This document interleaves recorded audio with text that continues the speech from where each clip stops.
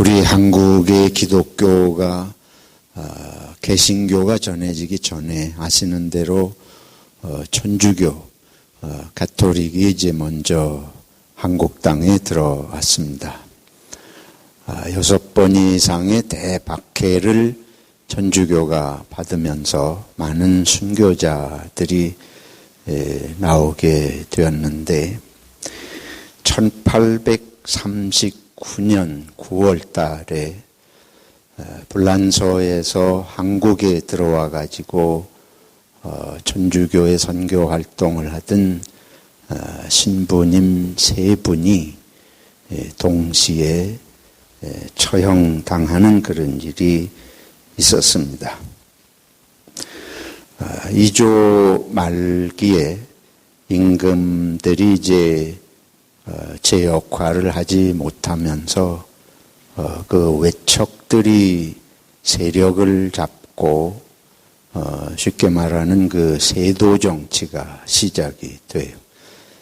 순조 임금 때에 안동김 씨가 세력을 잡으면서 어느 정도 이 천주교에 대해서 좀 유화적인 그런 정책을 쓰게 되는데 안동김 씨 세력이 이제 순조 때의 김조순이라는 순조 임금의 외할아버지가 그 세력을 잡고 있을 때에 그래도 천주교가 조금 숨이 트였다고 그럴까. 그래서 많이 전도가 됐습니다. 근데 이제 순조 임금도 돌아가시고 또 그 김조순 씨도 세상을 떠나고 그러면서 이제 등장을 하게 되는 게 풍양조 씨예요. 한국 역사를 이제 여러분들이 다 아시겠습니다만 풍양조 씨가 정권을 잡으면서 대대적인 박해가 시작이 됩니다. 그러니까 정권을 잡으면 이전 정권이 그 세력을 잡았던 사람들을 몰아내기 위해서 무슨 빌미를 잡아야 되잖아요. 그 빌미를 이제 천주교를 뿌리 뽑지 않아서 뭐 이렇다는 걸 빌미를 잡아가지고 천주교에 대한 대대적인 박해가 일어나게 되는데 그게 1839년 9월에 그래서 이 앙베르라는 주교하고 또 이 샤스탕이라는 신부, 모방 이 세 신부가 동시에 세남토에서 처형을 당하게 됩니다. 나중에 이제 달레라고 하는 역사가가 이 장면을 이렇게 기록을 했어요. 한국의 천주교 역사에 대한 아주 중요한 책을 쓴 분인데 그날이 되자 그들은 등 뒤에 손을 결박당한 채 가마를 타고 100여 명의 군인에게 호송되어 형장으로 끌려갔다. 정하여진 장소에는 말뚝을 세워놓았는데 그 위에는 기 한 폭이 펄럭이고 말뚝에는 그들의 사형 선고문이 달려 있었다. 도착하자 그들의 옷을 벗기고 바지만을 남겨놓았다. 그런 다음 군사들이 그들의 손을 가슴 앞에 결박하고 겨드랑이에 긴 몽둥이를 찌르고 화살로 귀를 위에서 아래로 꿰뚫고 얼굴에 물을 끼얹은 다음 회를 한 줌 뿌렸다.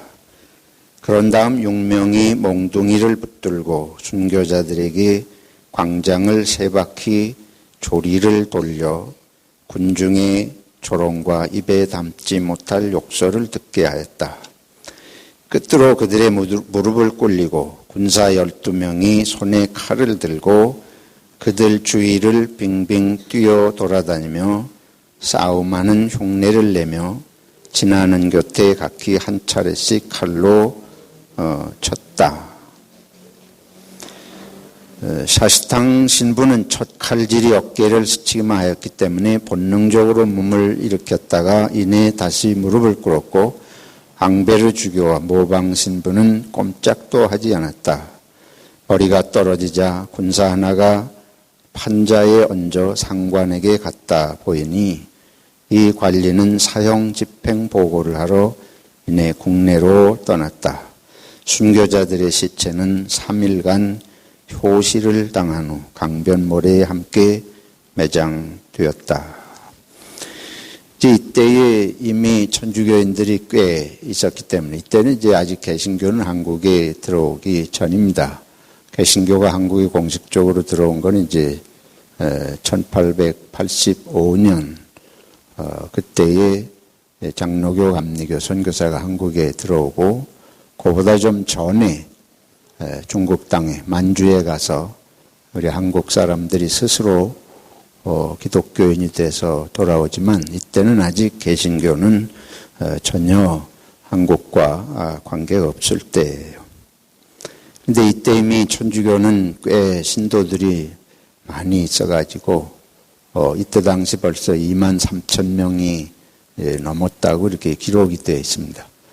그 중에 이제 정하상이라고 하는 사람은 자기가 신부가 되겠다. 그리고는 총각으로 있다가 바로 같은 해에 42살에 역시 같은 그 서소문 밖에서 천주교 신자라고 해서 참수형을 당하고 유진길이 49세에 동시에 순교를 하는 등 발생한 순교자의 수가 54명이고 옥에 갇혀서 있다가 고문을 당하면서 여기 기록에 보면 곤장을 66대씩 맞고 이런 벌들을 받았다고 그래요. 그래서 옥에서 죽은 이가 60여 명이고 배교한 이제 고통에 핍박에 못 이겨서 배교한 이들이 그래서 석방된 이들이 50여 명.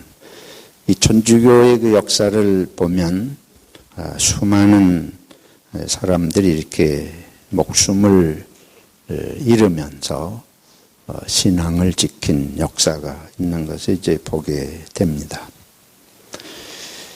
종교가 무엇입니까? 여러분들이 어떤 생각으로, 저나 여러분이 어떤 생각으로 종교인이 되고 우리는 어떤 마음으로 신앙생활을 하는가?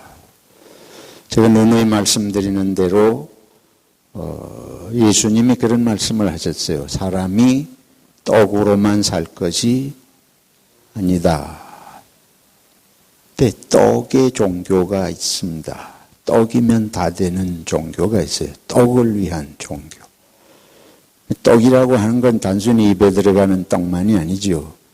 우리들의 삶에 먹는 거, 입는 거, 마시는 거, 의식주와 관련된 것이 잘 되면 좋은, 그게 종교 생활의 목적인 종교가 있습니다. 그야말로 좀 고상하게 말하면 축복의 종교예요. 현실에서 모든 것이 잘 되면 그 이상 더 바랄 것이 없는 것입니다. 신을 더 찾아야 할 이유가 없어요. 먹는 게 해결되고 건강하고 오래 살고 환경이 바라는 대로 기도하는 대로 잘 되면 더 이상 신을 찾을 이유가 없는 종교, 축복의 종교입니다. 의식주의 종교, 떡의 종교. 한국의 무교가 그런 대표적인 종교라고 할 수 있고, 한국의 무교뿐만 아니고 이 샤머니즘은 이제 본질이 바로 그런 건데, 그건 세계적인 현상이에요. 모든 인간이 먹는 문제, 환경의 문제가 해결, 그것으로 족한 종교. 그 다음에 이제 이거를 좀 떠나서 사람의 삶이 그거 먹는 것만 잘 살다 가면 되는 거냐. 좀 다른 의미가 있지 않느냐. 그래서 인생에 좀 의미도 찾고 추구하는 그런 종교가 또 있습니다. 대표적인 것이 불교라고 볼 수 있겠어요. 불교에서 진리가 무엇인지를 추구합니다. 그래서 먹고 사는 문제가 삶의 전부가 아니니까 이거를 버리고 떠나서 도를 도통을 하는 그 큰 깨달음에 이르는 그걸 추구하는 거예요. 거기서 이제 그래도 버리잖아요. 이런 세상의 욕심을 버리고 또 가족까지도 버리면서 인생의 의미가 그런 것에만 있지 않다 하고 좀 고상하고 의미 깊은 것을 추구하는 종교가 있습니다. 상당히 훌륭한 종교라고 볼 수 있습니다. 우리들이 그걸 비난할 이유가 없습니다. 떡을 위해서 이 세상에 먹고 사는 걸 위해서 그냥 단순히 일해서만 먹고 사는 게 아니고 남을 죽이고 협박하고 마피아 같이 조폭들 같이 인정사정 없이 사람을 해치면서까지 자기들이 좋은 거 먹고 잘 살고 좋은 집에 어마어마하게 그런 거 하려고 악을 얼마나 행해요. 세계적으로 그런 조직들이 어디든지 있습니다. 큰 조직도 있고 작은 조직도 있고 그런 거에 비하여 볼 때에 사람이 그런 인생의 의미가 좀 있는 거를 추구하는 거 얼마나 귀한 일이에요. 참 우리들이 비판할 일이 전혀 아니라고 봐요. 그래서 우리들이 저와 여러분들이 다른 종교를 비평하는 걸 조심을 해야 돼요. 나름대로 삶답게 살아보려고 하는 의미가 그 속에 들어 있기 때문에 존중할 필요가 있다고 저는 그렇게 생각을 합니다. 그들이 이제 초월적인 삶을 추구하는 경향이 있습니다. 이 세상의 삶에 이거는 별로 희망이 없다. 우리 기독교도 그런 경향이 없잖아 있습니다만은 하여튼 이 세상에 이거에서는 뭘 바라볼 게 없으니까 초월적인 그래서 스스로 신적인 세계를 추구하는 그런 면들이 있다고 볼 수 있어요. 그래서 세상 것을 버리기까지 할 수 있는 아주 용기가 있는 거라고 할 수 있겠습니다. 다른 한 종교는 우리 한국 사람들이 경험한 것은 이제 유교인데 이거는 세상 사는 동안에 그렇게 무교처럼 잘 먹고 잘 살고 그런 것만이 사람 사는 게 아니다. 또 그렇다고 해서 가정을 버리고 세상을 다 버리고 입산수도해서 그렇게 달관하는 것 같은 그런 것도 아니고 이 세상 살아가는 동안 어떻게 좀 잘 조화 있게 이웃들과 또 나라와 또 가족들과 어떻게 질서 있게 평화롭게 조화롭게 잘 살 것이냐. 그 현실 속에서 이런 조화적인 삶을 추구하는 게 그게 이제 유교라고 그렇게 볼 수가 있겠습니다. 우리는 어떠한 마음으로 기독교를 믿고 예수를 믿고 사는가 좀 생각을 해볼 필요가 있어요. 왜냐하면 예수님께서 오늘 이걸 아주 강력하게 우리들에게 그 생각을 하도록 우리들에게 말씀을 하시기 때문입니다. 무슨 말씀을 하시는가 하면 오늘 우리 본문들을 다 같이 읽으셨는데요. 이 말씀을 보면 예수님께서 아주 황당무계한 것 같은 아주 당황스러운 말씀을 하십니다. 무슨 말씀인가 하면 제자들과 함께 이제 길을 가다가 예수께서 돌이키사 이르시되 그러니까 일부러 생각하시고 작정하시고 말씀하시는 거예요. 뭐라고 그러신가 하면 물은 내게 오는 자가 자기 부모와 처자와 형제와 자매와 더욱이 자기 목숨까지 미워하지 아니하면 능히 내 제자가 되지 못한다. 이런 말씀을 하세요. 이 종교라는 게 도대체 그게 뭔데? 예수님을 따른다는 제자가 된다는 게 뭔데? 그게 뭐길래 부모와 처자와 형제와 자매, 자기 목숨까지 미워하지 아니하면 제자가 되지 못한다. 이거는 우리가 지금 말씀드린 이런 한국인이 경험하는 3대 종교하고 볼 때에 이런 얘기하는 종교가 어디 있어요? 이게 우리가 바라는 종교입니까? 축복의 종교. 이 신을 섬기는 것이 잘 되자고 섬기는 건 축복의 종교, 불교는. 불교라고 하는 게 세상의 고통을 벗어나기 위해서 초월의 세계를 추구하고, 유교는 이 세상에서 어쩌든지 좀 다 잘 이렇게 살아보자. 아주 그냥 심플하게 말하면 그런 건데, 이거는 예수 믿어가지고 예수 제자가 되려면 부모, 형제, 자매, 목숨까지 미워하지 않으면 안 된다. 여러분, 예수 잘못 믿는 거 아니에요? 이 말씀을 오늘 처음 들으신 분들은 놀라셔야 될 줄로 생각합니다. 안 놀라요?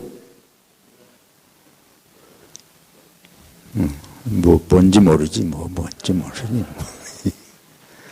이 보통 얘기가 아니에요. 길 가시다가 이거 멈춰서 가지고 일부러 하시는 얘기인데, 이게 떡을 준대도 갈지 말지인데, 이거는 이런 얘기를 해가지고 어떻게 되겠어요? 더구나 뭐라고 했으면 누구든지 자기 십자가를 지고 나를 따르지 않는 자도 능히 내 제자가 되지 못하리라. 그러면서 이제 이런 말씀을 하죠. 왜 제자가 되지 못한다는 거예요. 제자가 된다는 게 아니고 제자가 되지 못한다 이렇게 하지 않으면 십자가를 지고 따르지 않는 자는 능히 내 제자가 되지 못한다. 그러니까 이 예수님을 따르는 게 이게 보통 일이 아니에요. 이게 그냥 우리가 생각하는 단순한 종교가 아니에요. 이거 단순한 종교가 아니에요. 여러분이 종교는 다 똑같다 생각하시면 큰 오산입니다. 이거는 그냥 종교 얘기를 하는 게 아니고 보통 게 아니에요. 자기 목숨까지 미워하지 않으면 내 제자가 될 수 없다. 이 아주 심각하게 생각할 일이고 그렇게 하도록 만드시는 거예요. 뭘 준다고 오라고 하는 게 사탕발림처럼 뭘 이렇게 줄 테니까 와라. 잘 되게 해줄 테니까 와라. 이런 얘기가 아니거든요. 그러면서 말씀하세요. 어떤 사람이 망대를 짓는데 그걸 건축을 하는데 얼마가 돈이 들지를 알고 내가 그걸 세울 만한 돈이 있는지 없는지 계산을 해보고 시작해야 될 거 아니냐. 계산 안 해보고 그냥 무작정 시작했다가 돈 떨어지면 아무것도 못하는 그거 어리석은 거 아니냐. 그러니까 예수님을 따를 때에 예수 따라가서 내가 무슨 일을 만날지 그냥 생각 없이 좋은 일이 있으리라고만 생각하고 따라가다 보면 좋지 않은 일 생기면 어떻게 되겠어요? 더 안 따라갈 거 아니에요. 그러니까 생각을 해보고 가야 되는데 예수님이 얼마큼 그런 생각을 해야 되느냐. 내 제자가 되기 위해서 이것까지 생각해야 된다. 그게 뭐냐면 부모, 형제, 자매도 다 또 자기 목숨까지 버려야 될 각오를 해야 될 것이다. 그런 때가 올지라도 예수를 선택할 것인지 내 목숨을 선택을 할 것인지 예수를 선택할 것인지 부모, 형제, 자매를 선택할 것인지 둘 중에 하나를 선택해야 될 상황이 오면 그래도 예수를 선택할 각오가 있지 않으면 내 제자가 될 수 없다. 그런 얘기를 하시는 거예요. 여러분이 오늘 깊이 생각을 할 수 있기를 바랍니다. 기독교는 단순한 종교가 아니다. 예수 믿고 복 받으려고 생각을 할 수는 있어요. 그런데 이런 지금 예수님 자신이 말씀하시는 이런 상황이 왔을 때에 그게 아니면 나는 그럼 분명히 어떻게 할 것이 틀림없어요? 여기 지금 앙베르 주교하고 모방과 사스탕 신부는 자기들이 그 천주교인들이 박해를 받을 때에 자기들 스스로 자수해서 나와서 이렇게 순교했습니다.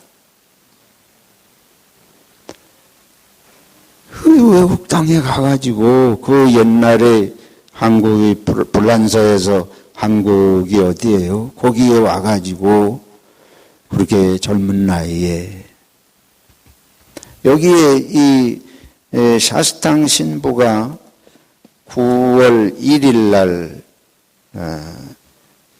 여기 이제 9월 21일 날 그 처형을 당했는데 9월 1일에 자기 부모님에게 보낸 편지가 있습니다.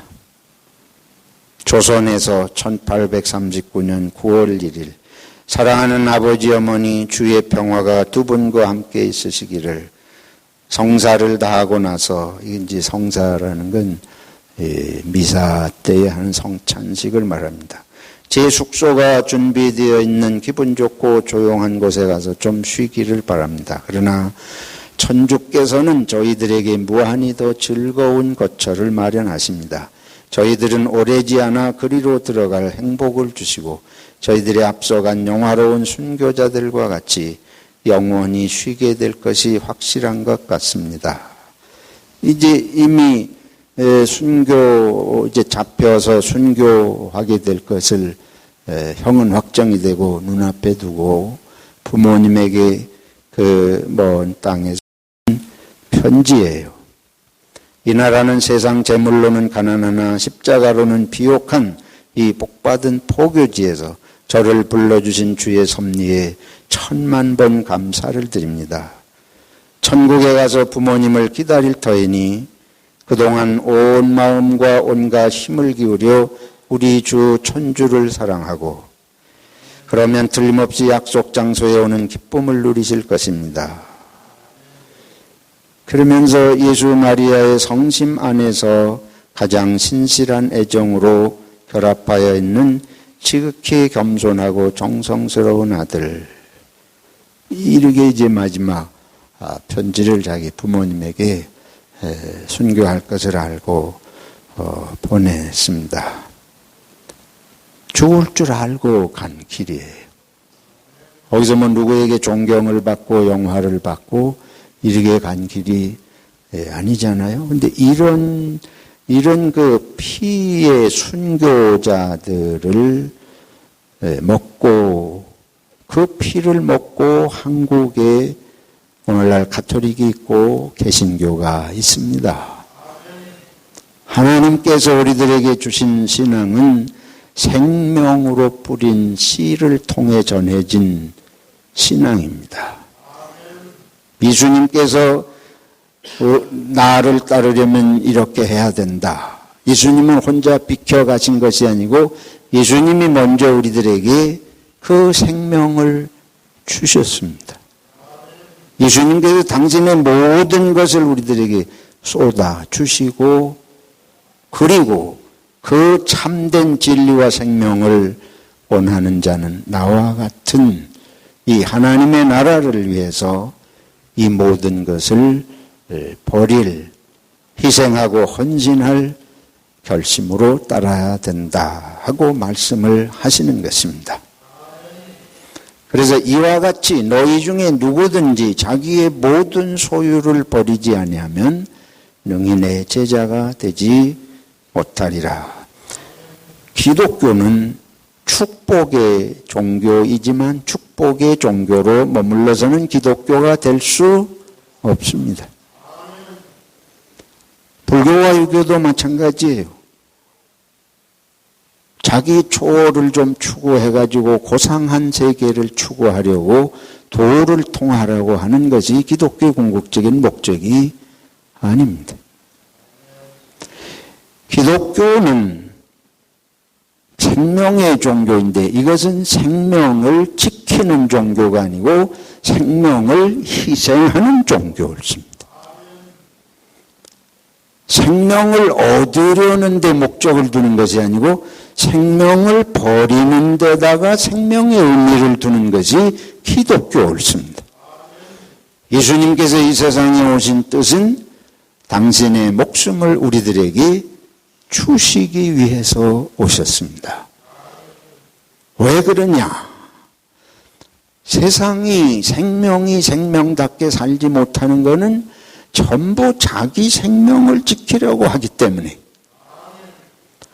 하나님이 우리 인간을 지으신 것은 인간은 다른 존재와 달리 자기 생명을 다른 생명을 위해서 줄 수 있는 존재로 지으신 것입니다.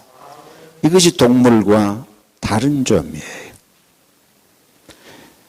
진화론은 이 세상에서 무엇이든지 싸워서 이기는 자가 살아남는다. 그게 진화론이 한마디로 아주 쉽게 말하면 그거예요. 적자생존이라는 건 환경에 강하게 적응해서 이기는 자만 살아남는다는 거예요. 그리고 환경을 이기기 위해서 자기가 진화한다는 거예요. 근데 예수님께서 우리들에게 주시는 말씀은 인간은 그런 목적으로 지어진 것이 아니다. 우리 창세기 1장에 하나님께서 사람에게 만물을 다스리라. 그건 지배하라는 것이 아니에요. 만물과 다르게 인간이 보여야 할 생명의 의미가 있는데 그것은 잡아먹고 살아남는 것이 생명이 아니라 다른 생명을 위해서 자기 생명을 주는 것이 인간의 존재의 의미고 생명으로 태어난 이것을 가리켜서 성경은 아가페라, 하나님의 사랑이라고 말씀을 하시는 것입니다. 그래서 예수님이 말씀하시는 거예요. 사람의 이 세상에 사는 목적은 자기를 위해서 사는 것이 아니고 자기 부모를 위해서만 사는 것이 아니고 자기 형제 자매만을 위해서 사는 것이 아니라 모든 존재가 모든 관계가 다른 생명들을 위해서 자기를 희생해서 섬기고 다른 생명이 생명되게 하기 위해서 이 세상에 보내진 것을 말씀하는 것입니다. 이제 이게 돼야 하나님의 나라가 된다 하는 거예요. 하나님의 나라는 이것이 되지 않고는 하나님의 나라가 이루어질 길이 없어요. 하나님의 나라는 이 자체가 그런 나라입니다. 그래서 예수님께서 오셔서 그것이 참 사랑의 길이다. 인간은 사랑하기 위해서 존재하는 것이지 살기 위해서 사는 것이 아닌 것이에요. 그 말을 다른 말로 하면 인간은 나면서 죽을 때까지 다른 사람 보살피고 섬기다가 생명을 주다가 가는 것이다. 할렐루야. 그래서 이걸 처음부터 그렇게 생각을 하라는 것입니다. 예수님은 사기꾼이 아닙니다.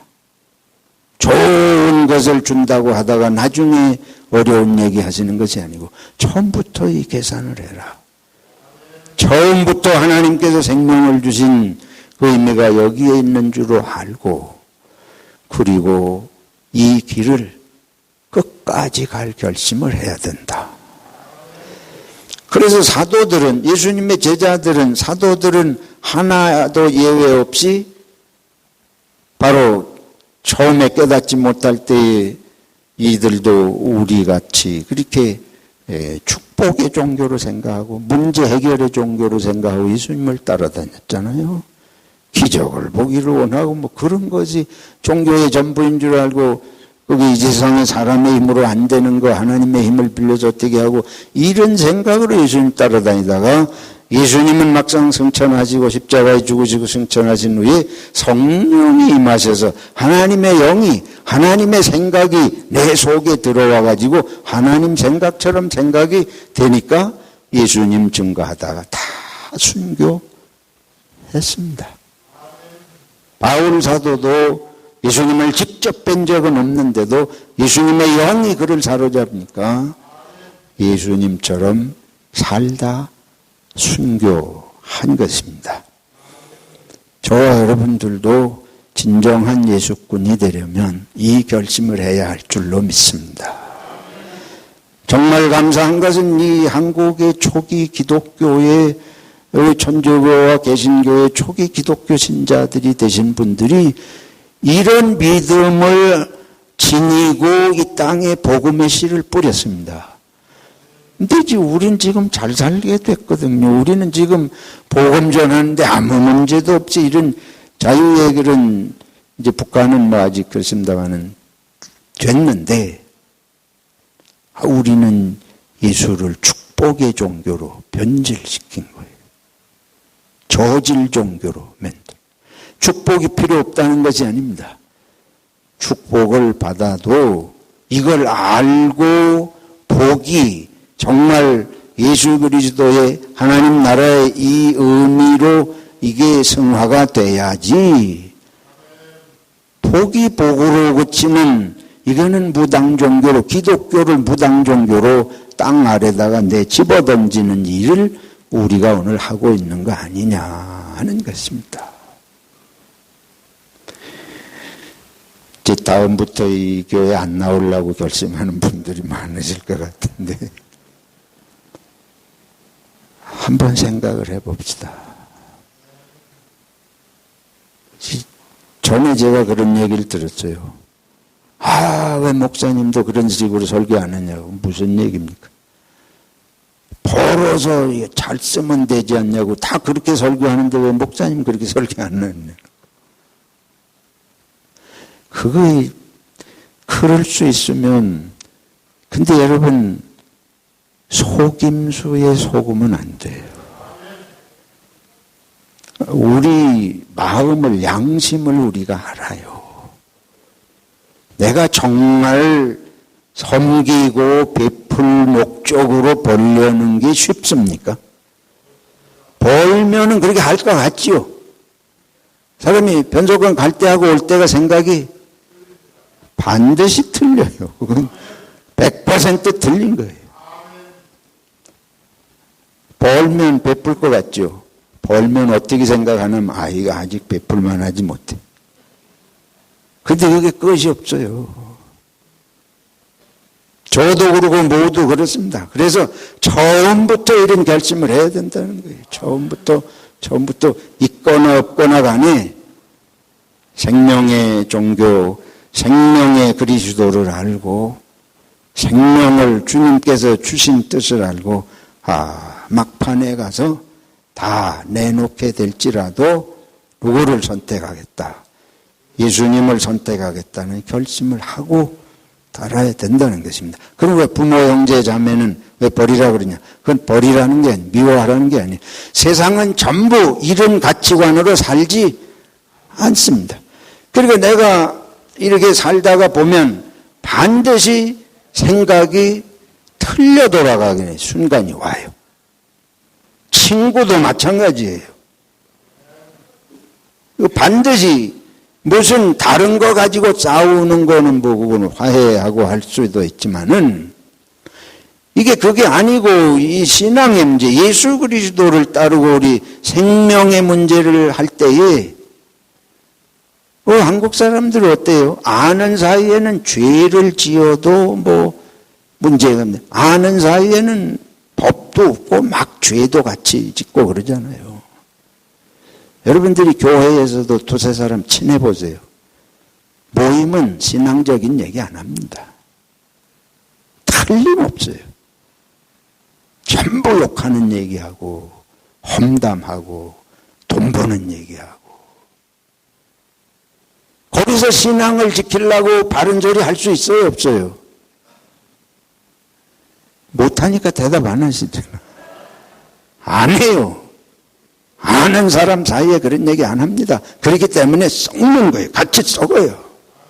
와서 말씀 받기 전에는 여러분들을 정말 정신나는 얘기 해줄 사람 여러분 주위에 한 사람도 없습니다.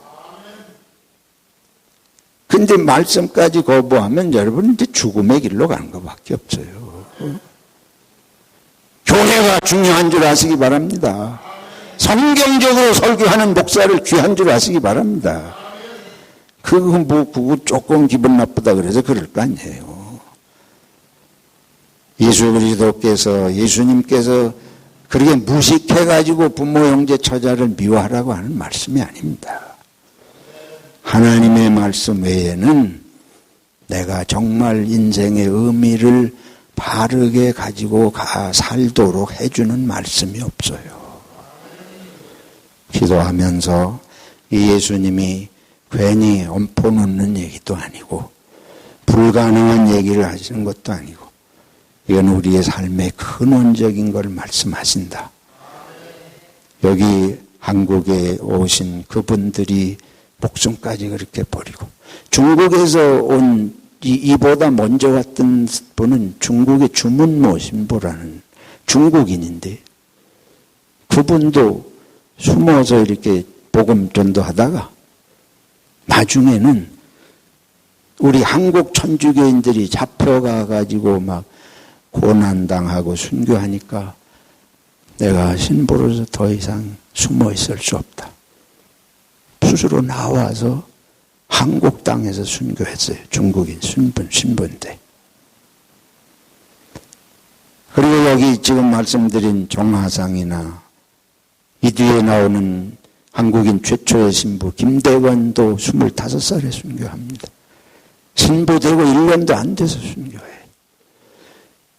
그들이 우리가 생각하는 대로 기독교를 축복만 받고 문제만 해결되면 되는 종교로 생각을 했다면 그 옛날에 지금부터 200여 년 가까운 전인데 목숨까지 바치며 신앙을 지켰겠습니까? 우리 한국 기독교는 기독교의 본질을 상실하고 있습니다. 외면하고 있습니다. 잘못 가고 있습니다. 정신을 우리가 차리고 한국에 최대 많이 모이는 게 많이 모이면 뭐예요? 그 교회에서 강조하는 게 뭐예요? 몇 박자 축복. 오늘날 뭐 5박자 축복이 뭐 얘기하면 더 많이 모일는지 모르지. 그게 길입니까? 뭐 그거를 비판하자서가 아니고 정신도 좀 차려야 되겠다. 그렇게 받는 건 받더라도 정신도 차리고 가야 되지 않나. 여러분도 여러분의 직업이 하나님께서 원하시는 직업에 맞는지 깊이 생각하세요. 하나님께서 내게 원하시는 일을 내가 하고 있는지 짚어봐야 됩니다. 내가 지금 하고 있는 일들이 하나님의 나라에 이 어떤 사람들이 이렇게 목숨까지 버리면서 신앙을 지키는데 내가 이거 지금 오늘 너무 편해가지고 저부터도 아무도 도전하지 않아. 예수를 그렇게 믿어서 되느냐? 도전하지 않아요. 그러니까 도전받지 않으니까 우리가 그냥 이렇게 가도 되는 줄 알고 그냥 그렇게 가잖아요. 예수쟁이들끼리도 도전하지 않아. 잘못돼도 말하지 않아. 자기도 반성하지 않아. 성경을 날카롭게 나에게 적용하지 않아. 그럼 뭐 불신앙 사람들이 와가지고 우리를 깨우치겠습니까? 그렇게 되면 우리의 후손들은 어디로 가겠어요? 조상 때에 이렇게 피를 뿌리며 기독교 신앙을 지켰는데 우리가 지금같이 해가지고 우리 자손들은 무슨 신앙을 지키겠는가? 저부터 회개가 되고 반성이 돼서 이 말씀을 드렸는데 제가 개인적인 감정으로 드린다고 생각하지 마시고 주님께서 우리를 돌아보게 하신다 하고 은혜로 받으시기를 부탁을 드리겠습니다. 하나님 아버지, 주님께서 생명을 주셔서 우리를 구원하시고 영생을 주신 걸 감사합니다. 이 땅 위에서 여러 가지 은혜와 축복도 많이 주셨는데 그러나 우리가 더 영원한 하나님의 영생의 세계와 하나님의 나라의 참된 그 사랑의 세계가 이루어지는 걸 꿈꾸며 우리가 주를 위해 헌신할 결심도 하게 도와주시옵소서. 예수님의 이름으로 기도하옵나이다. 아멘.